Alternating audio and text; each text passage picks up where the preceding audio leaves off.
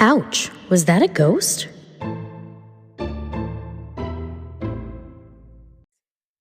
Ouch, was that a ghost? With Liss and Lee. Hello, welcome everybody. Lee, how are you today? I'm just good. Just good? Just good. Oh. Rough morning, good evening. Oh. Yeah. Why? Because we've been trying to do this all day? Yep. We haven't gotten much done? Nope. Okay. All right. I'm tired. You're tired? So just jump right in? Just jump right in. Have you ever seen the movie Poltergeist? Probably. I'm too scared to watch scary movies now, but I probably did see it. I've seen like every paranormal movie except unless it was made like after 2008. It's the one with like Carol Ann and the TV? I'm kidding. I don't know. Okay. Well, it's about that movie that I'm covering today. I use Nerdist website, biography.com, an article by Micah White. Wait, are you citing? I was. You're so annoying. All right, so the story I'm covering today starts on February 3rd, 1958, in Seaford, Long Island, New York. Lucille called her husband James Herman at work. In a panic, she was home with her teenage children, Lucy and Jimmy. They heard popping sounds in different rooms around the house. Okay. Like a baby bottle pop? Yep, baby bottle pops, soda bottles, like laundry detergent bottles, just all bottles just started popping around the house in different rooms at the same time. So they went around to the different rooms and containers were off of the bottles and liquid was out around it. Even you were being serious. I was being serious. Popping. Bottles were popping. And even on one of the bureaus, there was a bottle of holy water that was now spilt all over the bureau. So were they a religious family? How did all these people just have holy water in their homes? Like, I've never seen holy water. We had it at our house sometimes when I was younger. They're just little bottles you bring home from church. So you get it from church. Okay. Yeah, I'm sure you can get it at any religious store too. But growing up, I remember having bottles around. There's nothing in it. It's just blessed water. Blessed water. Oh, okay. Yeah. That makes sense. So Herman, the father, was thinking it was because the mother called him at work. So Herman was thinking it was neighborhood kids trying to scare the family with a prank and told them to relax and keep this to themselves. It happened again. The next day, Mr. Herman was at home and watched dumbfounded as bottles moved around his bathroom as if an invisible hand was doing it. So now he probably believes his family that he saw it himself. So that's a poltergeist. They kind of just make bottles pop. Did I say that? You're right. Continue. He called the police. The police came, and when the bottles were popping in front of them, they looked for a logical explanation. Maybe there was radio waves or electrical waves, something happening, but the bottles were all room temperature. There was no heat on them that would cause them to charge. Then it was so cold, nothing like that. So my question is, did the bottles ever stop? Popping bottles. You're so stupid.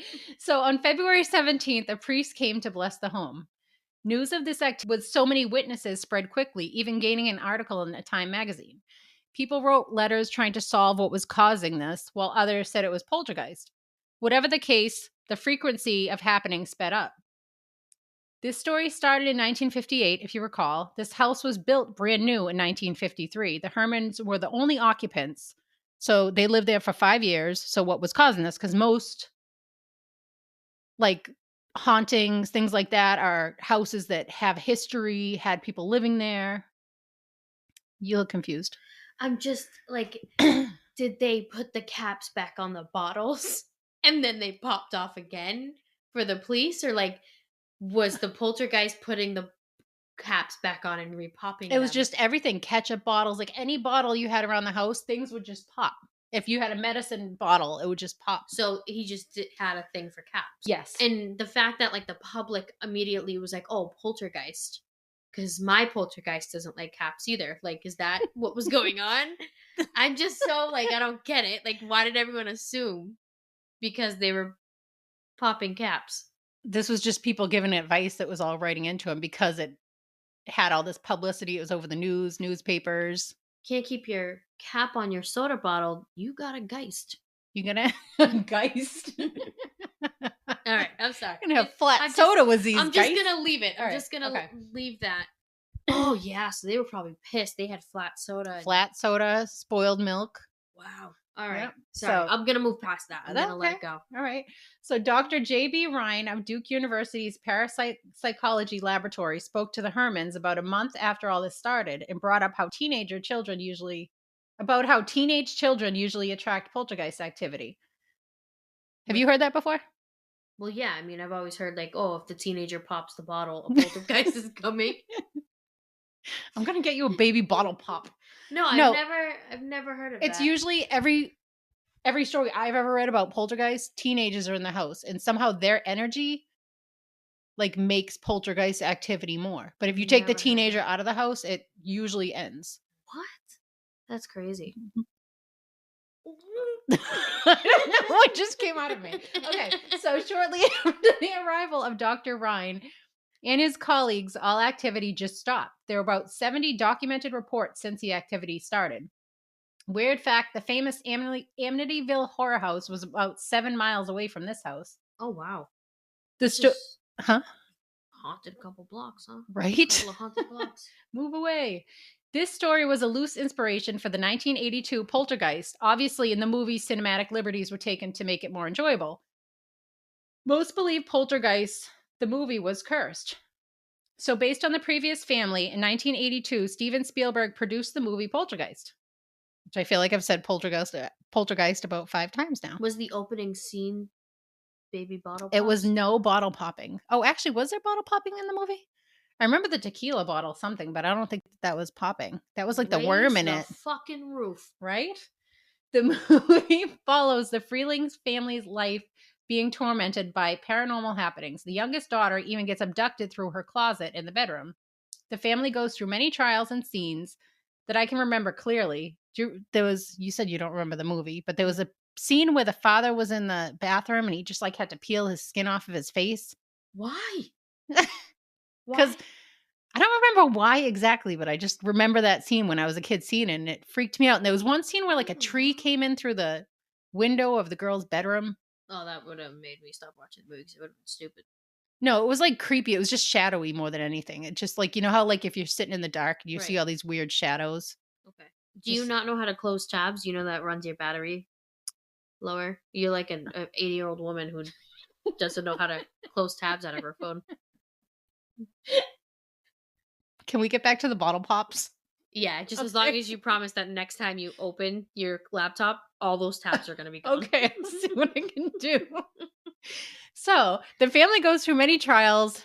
The face peeling that I said, that was gross. The family finds out that their house is built on an ancient burial ground, and they're trying to get their daughter back, the one that was taken in her bedroom closet. You look very lost. No, I can't believe it's on an ancient burial ground. That's scary. Like, how do you not have this information before you move in? Shouldn't that like... This is the movie now that I'm talking about. You get that, right? Okay. I'm telling you the movie plot.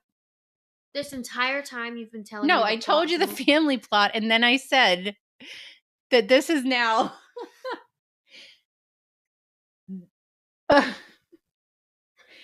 I was saying back then they got about 70 recorded instances and everything stopped after the paranormal psychology professor came and investigated the house, and then it just like stopped one day.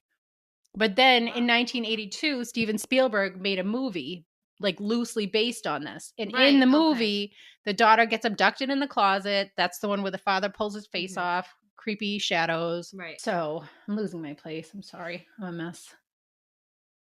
No, I'm sorry. I didn't know we were discussing the plot of Poltergeist. So while the film was a huge success, strange things started happening during and after the filming and release, which led many to believe that the film is cursed. Other strange things on set that arguably could have started the curse is when the mother, Diane Freeling, she was played by Jo Beth Williams, was thrown into a pool with actual skeletons. You really don't remember this movie? You must have seen it because you loved horror movies before. It was like a big muddy thing and they were like all just skeletons kind of floating around. No. But they were real skeletons because it was cheaper than getting props. That's disgusting. And they didn't tell her until after. And that's so mean. Why would you use real dead people?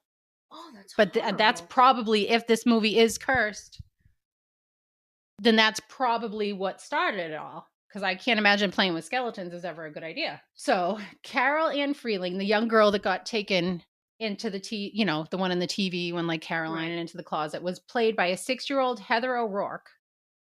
She was a talented, beautiful young girl in 1987, and she was feeling ill and went to the doctors, and she was misdiagnosed with Crohn's disease. The next year, she fell ill again, and the doctors thought she had a cold or the flu. The next day, she collapsed from cardiac arrest.